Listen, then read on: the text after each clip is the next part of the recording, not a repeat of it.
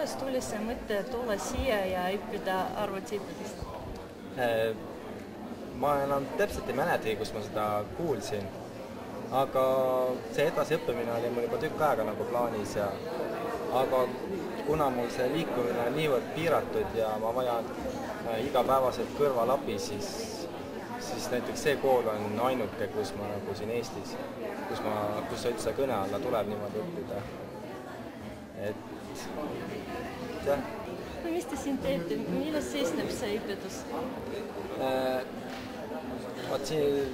Minu jaoks on hästi oluline ka see, et kuna siin on ühes majas on õpilaskodu ja koolimaja, et ühest osast tulete sealt liftiga alla ja lükkate ennast teise poole kooli otsa ja liftiga üles oled nagu koolis, ja et siin on ka hooldajad, et kes hommikuti üles aitavad ja kuna on ka siirdamisel abi vaja, et siis aitavad üles ja loomulikult ka rehabilitatsiooniteenused, mida siin saab ja mis on minu jaoks väga olulised. Kas sa proovisid juba tõsist tööd leida?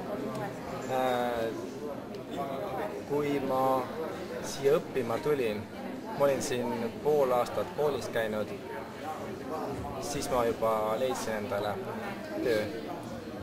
Et hetkel ma töötan Lasteveeb OÜs, et olen lastekas.ee veebilehe toimetaja.